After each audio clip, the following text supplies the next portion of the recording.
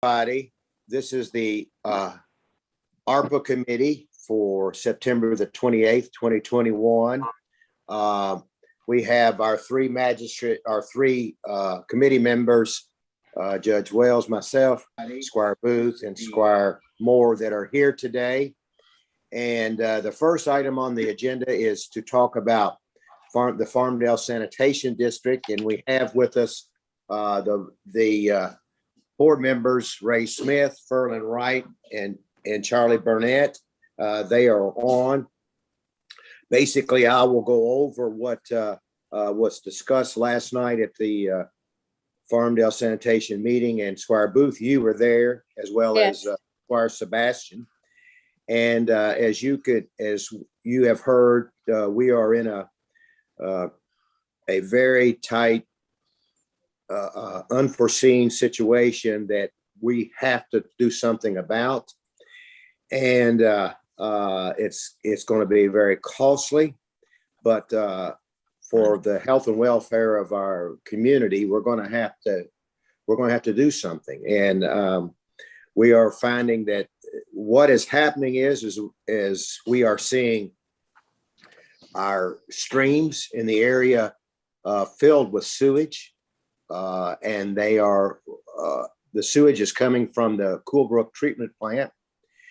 And so that's causing, one, a hazard for any drinkable water, and two, the smell is atrocious to the residents.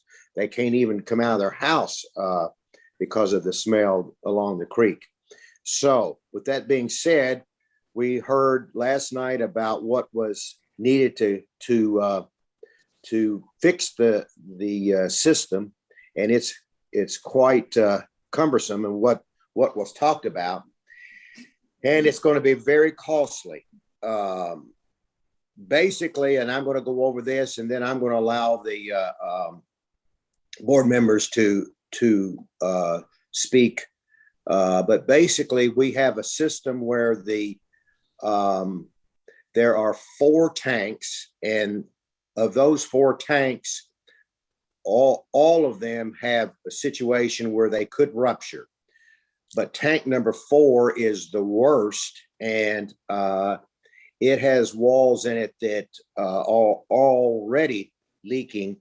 And so we're going to have to drain tank number 4 and secure the walls to keep the tank from rupturing. If the tank ruptures, we're in really bad shape, because when that happens, raw sewage goes everywhere, not just in the creek, but everywhere, in people's yards and people's houses. And so we're going to have to do something along that line to fix the walls within the tank itself. And they're recommending that we start with number 4. The system can still work, but most importantly, it's going to take money to do this. It is estimated that it's going to be around $60,000 to $70,000 to get the walls in the system secure, and it's going to take $20,000 to $30,000 to drain each tank. And so there is another route, but the other route is it would probably be the most ideal route, except it's going to take a lot more money, and it's going to be quite a lengthy process itself. There is what's called a portable system that will bypass the whole plant. It rents for $70,000 a month. It will take at least 3 months to fix the walls within the system. So the cheaper route, which is going to take about 3 months as well, is to drain one tank at a time, fix it, and then refill it, and then drain another tank. Altogether, it's going to come in somewhere around in the range of just around $200,000 to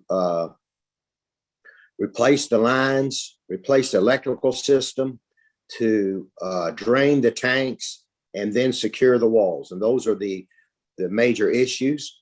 I will turn to Ann because Ann is working on monies to emergency monies, and I'll let her give you an update on those. Yes, good morning. I have reached out to several agencies. Bluegrass Area Development District, Karen Leverins, who's head of the Water Management Council over there, has been so helpful and just provided us with so much good advice, and is also helping get the word out. We've contacted Kentucky Infrastructure, Rural Development, Division of Water, Department for Local Government, to see where there might be some emergency funds available for Farmdale. I sent Karen a copy last night of the emergency letter that was signed by the board, and she's going to right away get that out to Division of Water and Rural Development. So we've sent them also the photographs and the information on what repairs are needed. So we have a lot of people working on trying to find some emergency funds at this point. We know that there might be a possible emergency fund through Kentucky Infrastructure. We're exploring that further and then continuing to look at other agencies as well. All right, thank you, Ann. And now, Charlie Bob, would you like to come on and talk any more about what's going to be needed? Yeah, I mean, like the judge was saying, every tank has issues. Going through this, there's no each of the, how do I state this? It needs electrical work. There's no redundancy on any of the systems. They're all just sitting there with single pumps and one blower that's partially working when it does work. You know, it's more inspections. We found that the tank walls actually have hairline cracks, and that's the probably even the biggest scariest thing is if something happens like that, then we'll be kind of dead in the water with stuff in the water. Yeah, literally. But going through trying to get everything up to par to have this system run the way it needs to run, it's going to take quite a bit of money. And dealing with the times we're in with COVID and trying to get materials and all that, these things have some extreme lead times. So trying to organize this is going to be a feat in itself. I thought Carl was going to be on here this morning with us. He can explain all this a lot better, and we can try to explain as well if y'all have questions. But basically, this thing has 4 tanks. They all have issues, 4 being the worst. But honestly, the judge has seen it and Robert's seen it. Pictures don't do justice what this thing looks like in the shape it's in. And I would be happy even for us to give y'all a tour of it if you wanted to see it yourselves, to see what's needed and things like that, because it's 40 years of no maintenance, and here we are. Yeah, Charlie, let's make it clear from all of us on the fiscal court side to you, to Ray Smith, and to Ferlin Wright that we appreciate you all, because you are a resident out there, all 3 of you, and you it affects you just like it affects everybody else out there. And then you're on the board and you come into a situation that has been neglected for so long, and then you're expected, everybody turns to you and expects you to fix it immediately, and there's no such thing as immediate fix on this magnitude of an issue. And so, but thank you to all 3 of the board members and your diligence and you all are doing everything you can.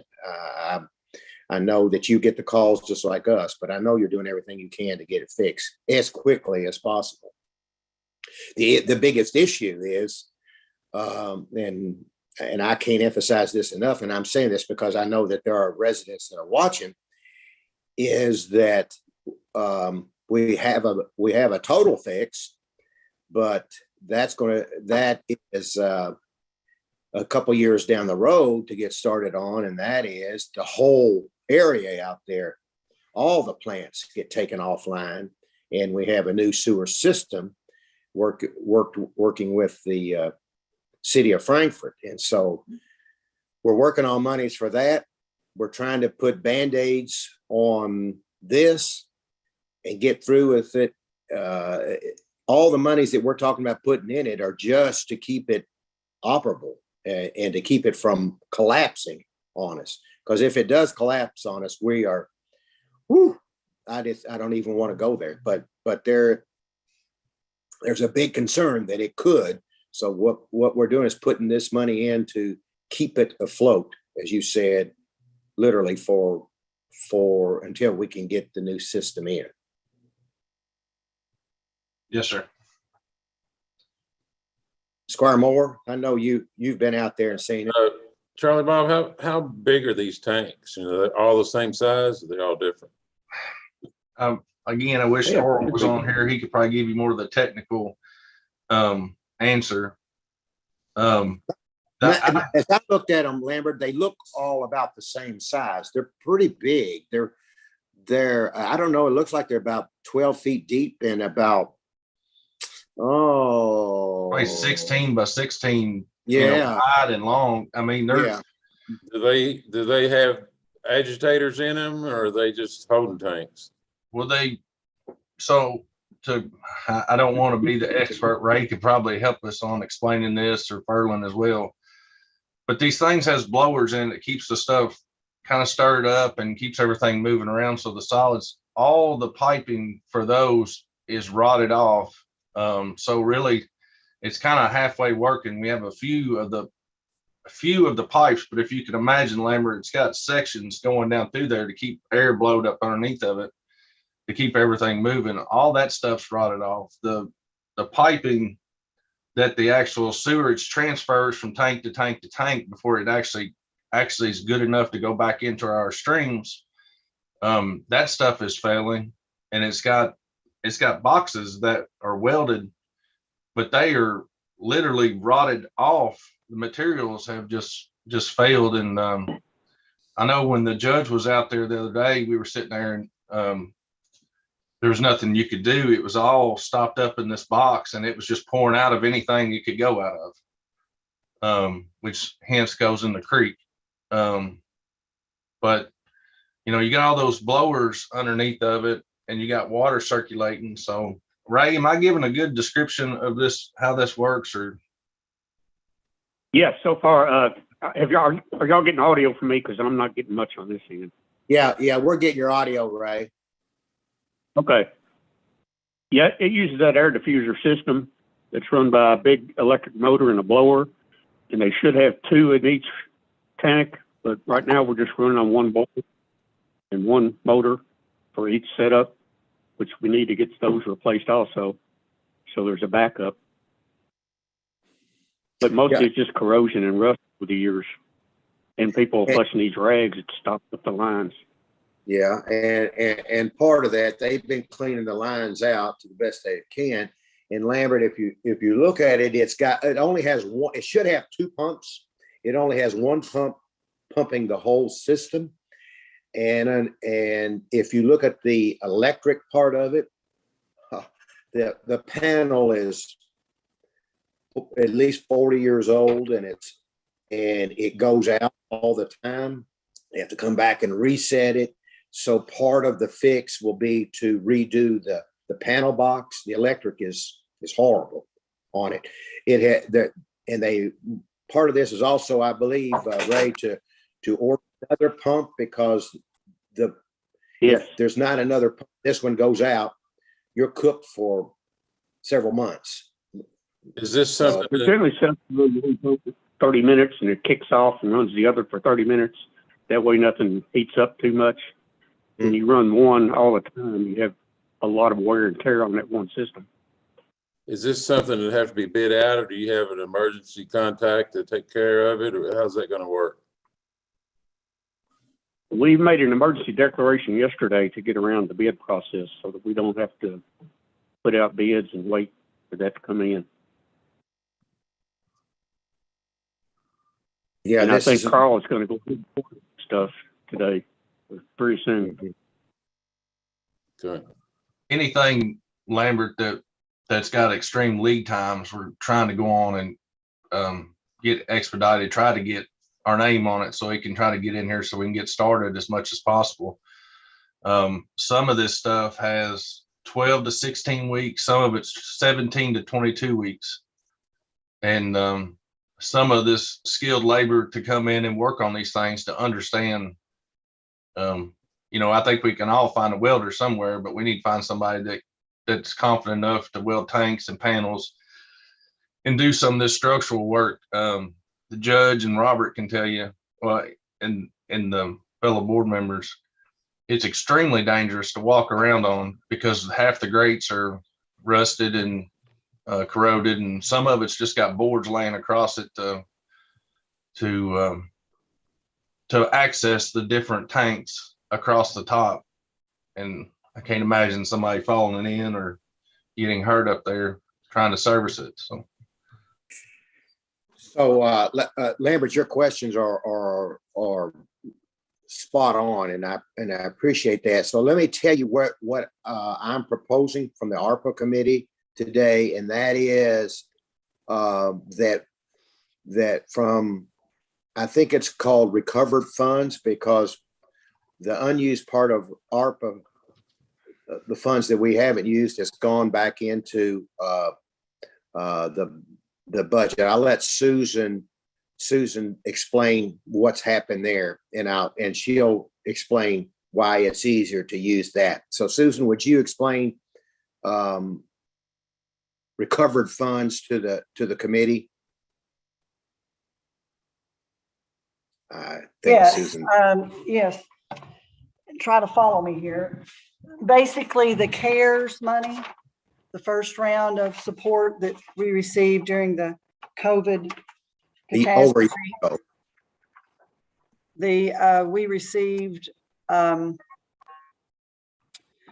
money that we used, money that we expensed as basically firefighter payroll, if you recall, during that process.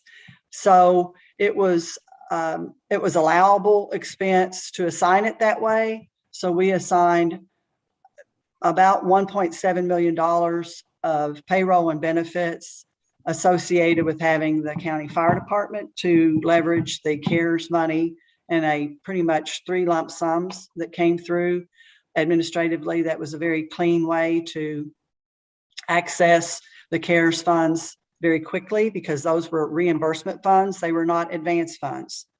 At the beginning of the pandemic, this gave us a cash available to address the issues as they arose, either at the jail or in the community, to respond with pandemic equipment and supplies and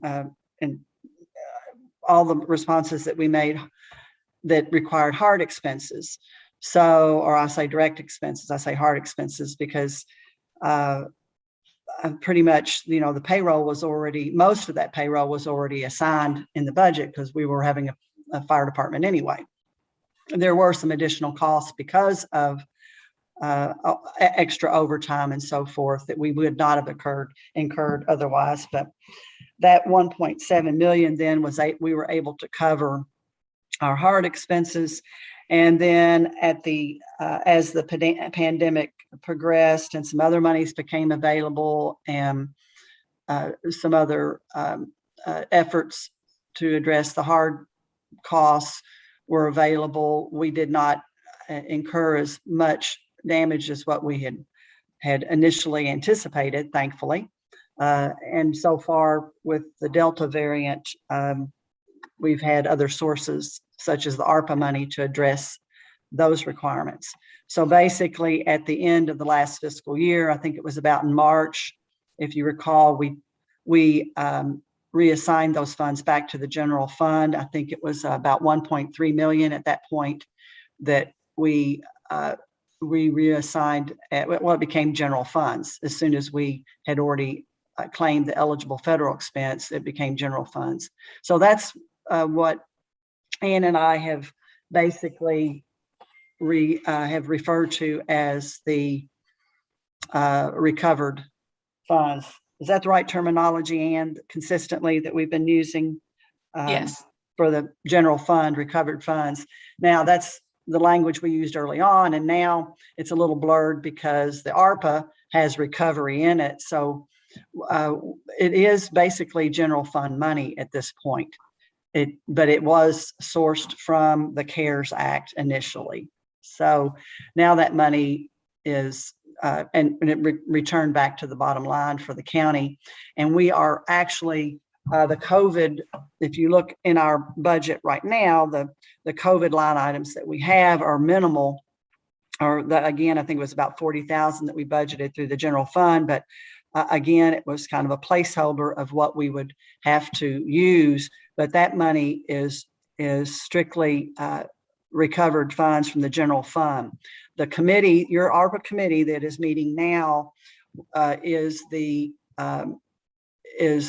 path that we are using for assigning the ARPA funds. So the discussion about that ARPA money is, starts with the committee and then goes to court for that path. So what we're using now and talking about is the availability of basically general funds in the fiscal court's bank. The money is not budgeted at this point. So if you want to spend some of it, obviously we'll have to make an assignment through the budget process. But in an emergency, that will, that can take place, I guess, in one court, or if it's going to take 12 weeks to be actually expending some, we'll have time to put that in the financial framework and have it available. But it will not be subject to the federal restrictions that ARPA is. And ARPA is very, the administratively, and the federal requirements for using those funds is going to be much more involved. And the committee has already discussed signing about $1 million, leveraging, I think, some other projects as already towards sewer, and then another $1 million for water and broadband, and I think it was $1.5 million for the sewer appropriation. So rather than blur all of that effort, if it's possible to keep those projects a little more streamlined administratively and address this emergency issue through another channel, either, the emergency response that you all choose, it would be much cleaner to report over the number of years that this is going to cross. I think what you're saying, Susan, I'm going to condense what you said. Since you've moved it into recovered funds, it comes out of the general fund. Correct. We will call it, we can call it ARPA, but it is really now moved back into the general fund, and it's recovered funds, right? That's It was originally ARPA. It was originally CARES. It was originally Okay. CARES. Yeah. Okay. All right. So then that was $1.7 million. So you're saying that if we ask for $200,000, it'll come out of the CARES money and not the ARPA money, original monies. Well, if you're using you're using general funds now that have basically went back to the retained earnings or the carryover, as for what you had, you call it surplus, that the carryover from prior years from the CARES money. But actually it was I think 1.3, because we did have expenditures and assignments for some other projects, such as the health department and the small business loans that we did, et cetera, et cetera. So I think when we finally, when the bottom line was about 1.3 is what we have still available in general funds from that CARES. Okay. Have we confused you enough, Lambert and Marty? on that one. Everybody kind of understand that. It's not meant to confuse. It's just, it's going to get more complicated as we move along. Because, Definitely. but so you have to, the terminology and the source, if it means anything to you, it's still, at this point, it's general funds. I see she took this CARES money that we did not spend and moved it into the general fund. Yes, ma'am. And so here's the bottom line. Here's what I'm asking. I'm going to ask that that you as a committee approve $200,000 that would go to the Farmdale, up to $200,000 that will go to the Farmdale Sanitation Board to use as a draw and to get the materials that are needed to get the plant operable and safely. As part of that, I've asked Ann to look into emergency funds, and I'm asking that the Farmdale Sanitation District, if they do receive emergency funds through other avenues, that they reimburse us the $200,000 or up to that $200,000 from emergency funds that they would receive on top of what we have given them. So basically, there's an avenue for them to pay us back if they get more money. But up front, they're going to need some money to get going. And as part of that, they're already ordering, or Carl said last night he was going to start ordering things that are 2 or 3 months out to try to expedite them as quickly as possible. The city has agreed that they will help us drain the tanks if we need them. So there's lots of things that are in motion, but there's nothing there's no immediate fix. And that's unfortunate, but that's just where it is at this point in time. There's no immediate fix, but it is working. Last night, Carl said the plant is operating. I don't know how long, but it is cleaning itself right now. Now that it's been doing that for a while off and on, and they expect the same thing to happen, that it'll stop and then have to go through some more processes. So you all understand what I'm asking, what I'm asking the committee for? $200,000 that could be reimbursed if other monies come in back to us. Yes, I understand. Squire Moore. Uh, Thank you, Marty. yeah, I understand. Will our October the 14th regular meeting be sufficient, or do we have to have a special meeting they don't need the money right now, I don't think, do they? No, that's a good question. I'll let Tambra, because Tambra was on last night, and I appreciate her being on with Ann to kind of explain to the board members how the process will work. Go ahead, Tambra. So just to clarify, the October 14th meeting is a special meeting that originally was set up for the 15th. And because we changed it after January, it now becomes a special meeting. But they said that time frame would be okay for us to put it on that agenda for approval. And we're not going to give them all of the money up front. As they incur costs, they will send the invoices to us. Then we will write one check to them to cover those invoices so that they can pay the vendors. We didn't want our monies paying directly to the vendors. So once they pay their vendors, as the bills come in, they will then submit back to us copies of the cleared or canceled checks for our records.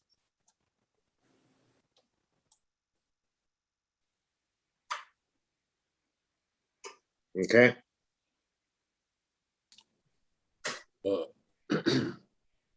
I'm moved that we go ahead with this then. Make the motion. All right. Thank you, Lambert. I second. All right.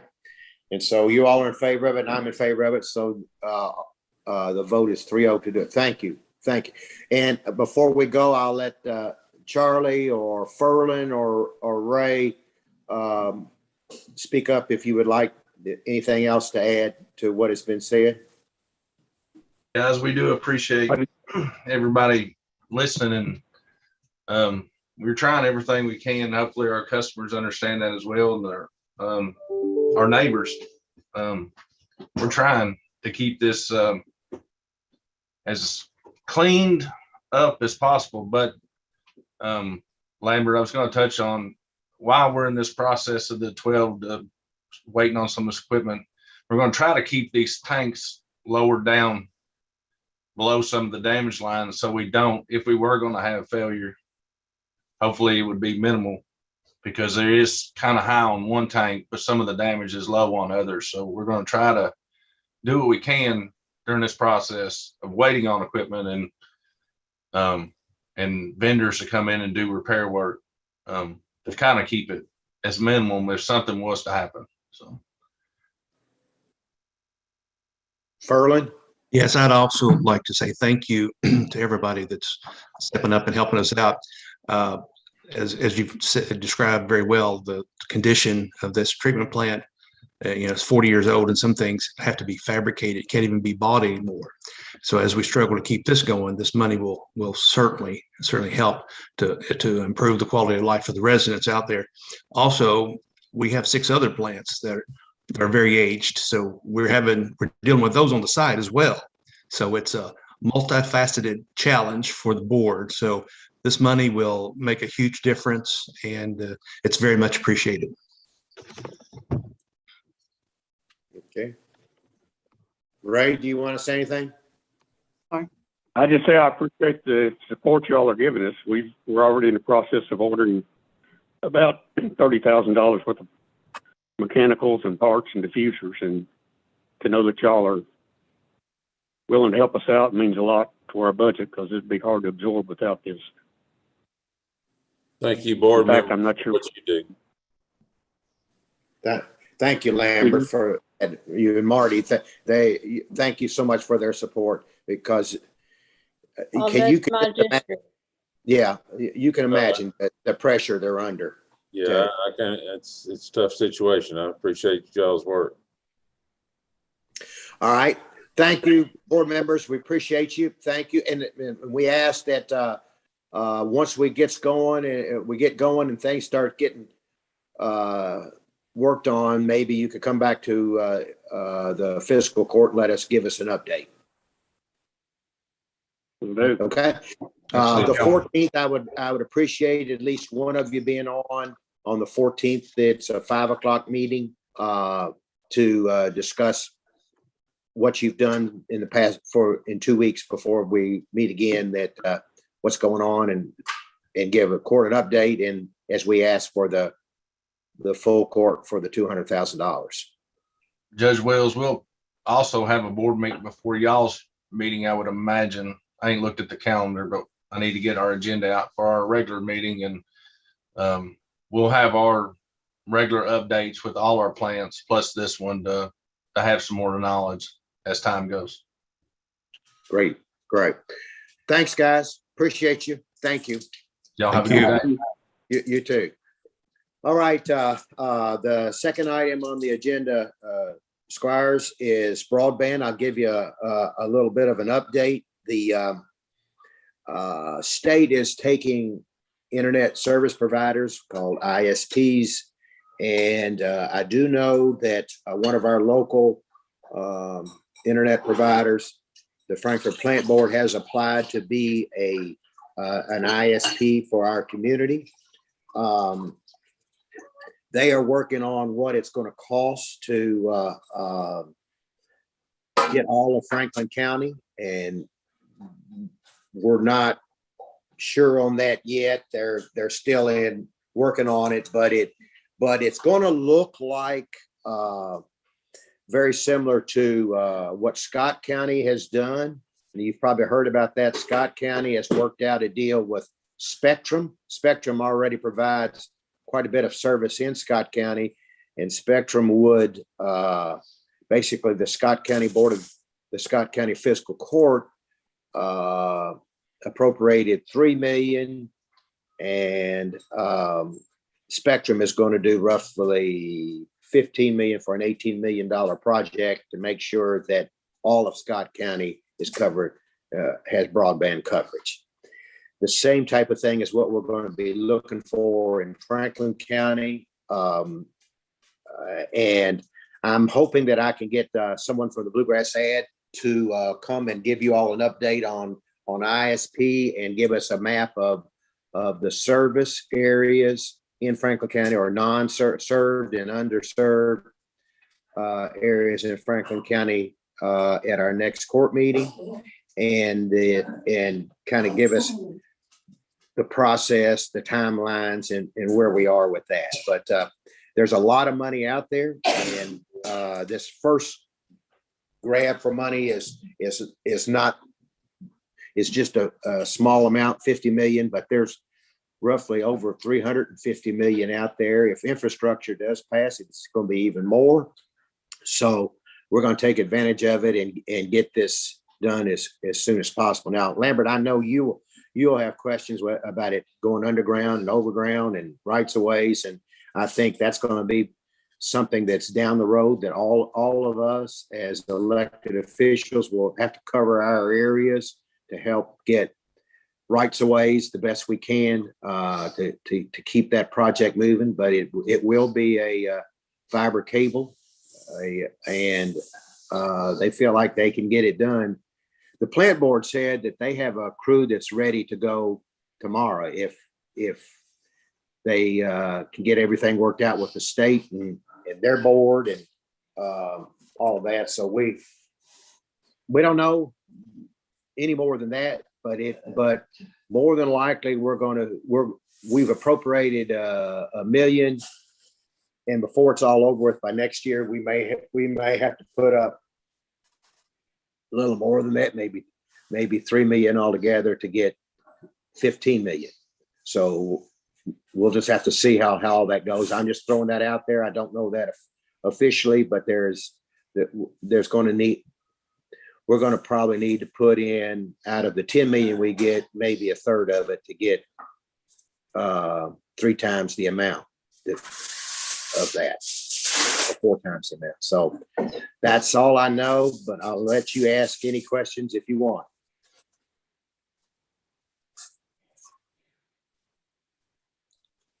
No, there's no questions for me, Judge. Okay, that's okay. Squire Booth. The what is it? Survey of our county has already been done as to underserved and unserved. It has yet. Wonderful. Well, it has, but the experts, the technicians say that they don't believe it's correct. But anyway, there's some issues with what the state's got, what the state has done. And anyway, that's why I want them to come and talk with you to kind of give you an update, to show you the map. And like in Lambert's area, he'll see areas that he'll say there's more than that area that's underserved or not served at all. And so anyway, that won't hurt us. It'll just make us work harder to get it right. But I'll get them there as soon as I can, next court meeting, hopefully, and give us an update. You'll see it and you'll understand that there's some, they need to relook at it, but it won't affect us getting money. It will still get the money that we need. And that's the important thing. I think we'll, and I'm knocking on wood, and but I do think within by this time next year, we'll have a project going and working in Franklin County of getting the whole county broadband. Go ahead, Squire Booth. During a conference that I went to, I think it was Local Issues, actually. Yeah.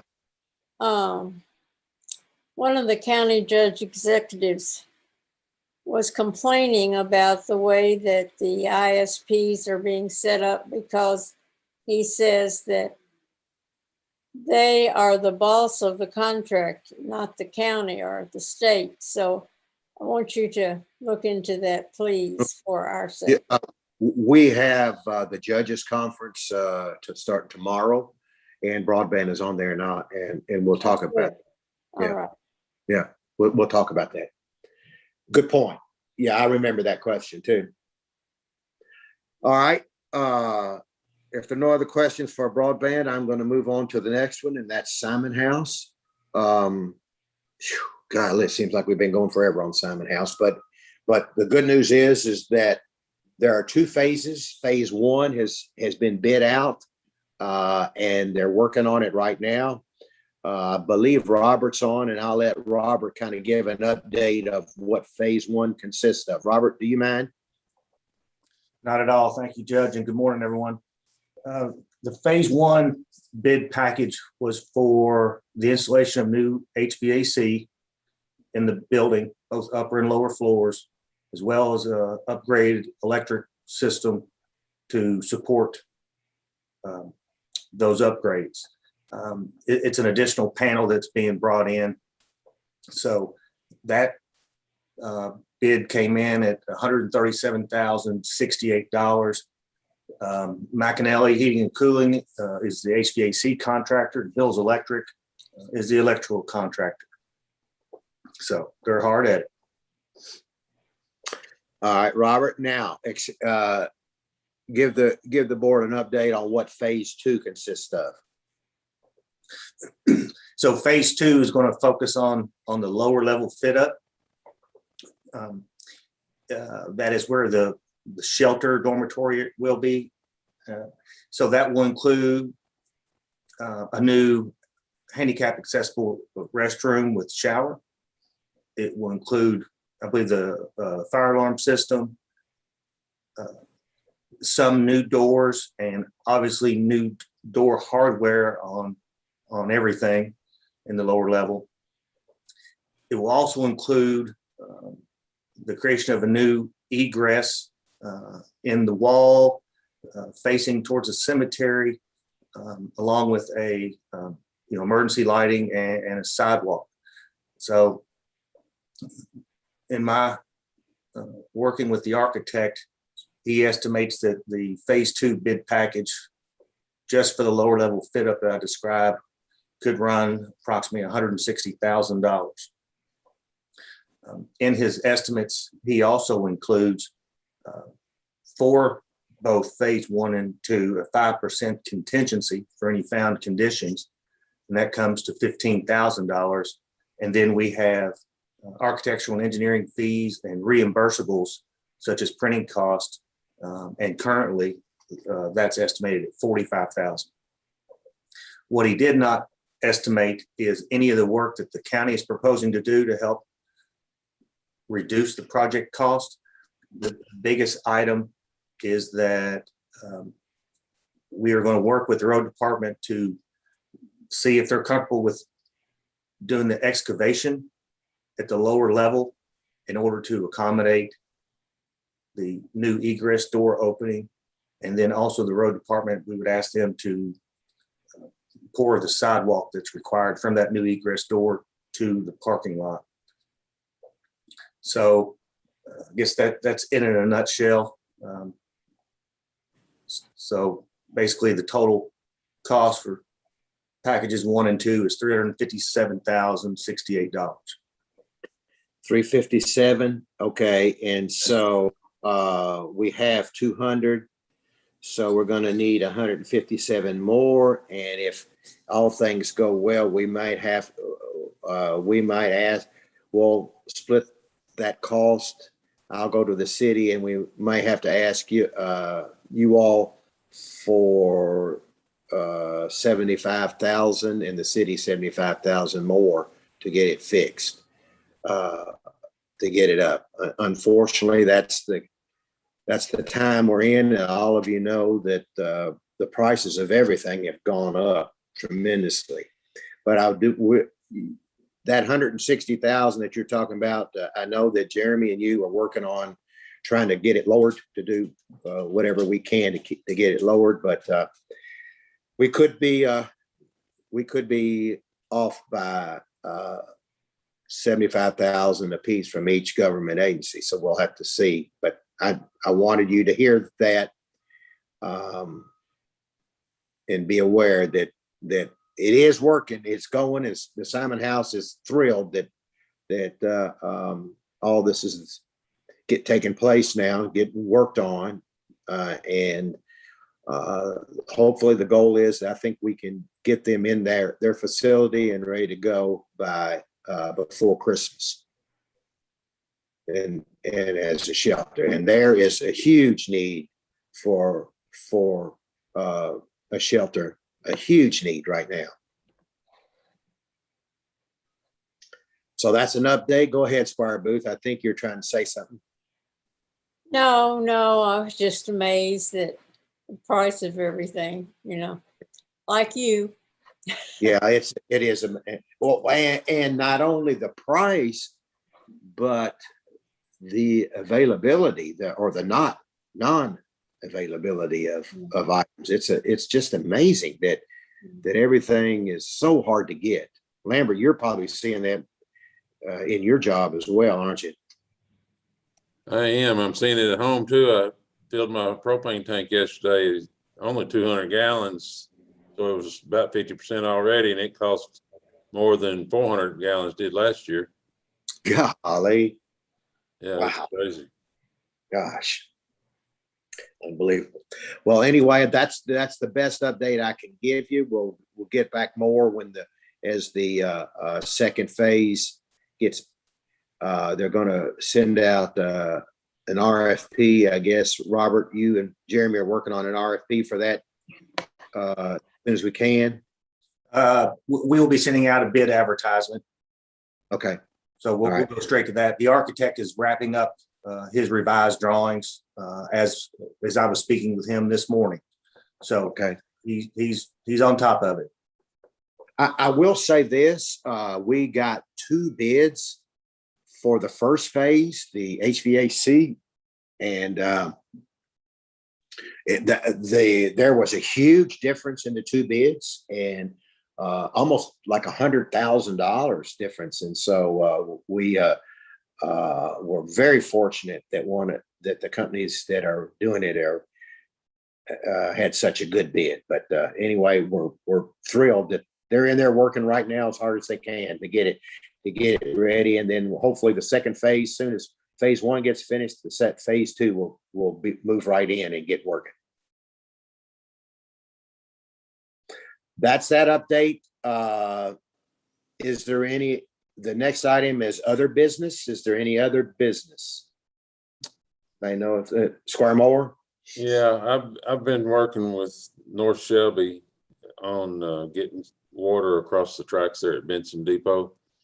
And they were supposed to send me an email with the estimates they've gotten from their engineers, but I haven't received it yet. Okay. And are they going to want monies from us? Well, we'll probably have to go to the state and see what money they have. They're supposed to have some money for that. And if that's not available, then we may have to use the ARPA money. But at the conference, they told us to go to the state first. They did have money for these individual items like this. So Lambert, please, as you work through that, make sure Ann is aware of that. And as soon as I get the estimates, I'll forward them to Tamara and she can get it to Ann. Yeah. Okay. Squire Moore, if you would make sure that they get that project entered into that portal with the SRF, that's what they're using to decide if projects are eligible for the state's cleaner water program or ARPA money. So they need to have that project entered through Bluegrass Ad into the portal. Okay. Now, would that be the case because they are not in the Bluegrass Ad? They're in. Well, they can contact Karen Leverins at Bluegrass Ad, and she can coordinate with whoever their ad is, but since part of it would be in Franklin County, they'll probably be working together on that. Yeah, it'll all be in Franklin County. That's why I didn't think Shelby County Court would go for it. So I think it's gonna have to go through us. Right. So I think Karen would probably be your best avenue for getting that project into the system. Okay. And if you would send Lambert or As soon as I get the information from them, I'll get with Ann and okay. Okay, Okay. thank you. Yeah. All right. Any other business? Ann, Robert, Tambra, anybody have any other business? Susan? Okay, thank you all very much. I really appreciate you understanding the complex situation that we are in with Farmdale and in that area. And I know the people, Squire Booth, you represent them, and I know they appreciate your diligence in trying to help.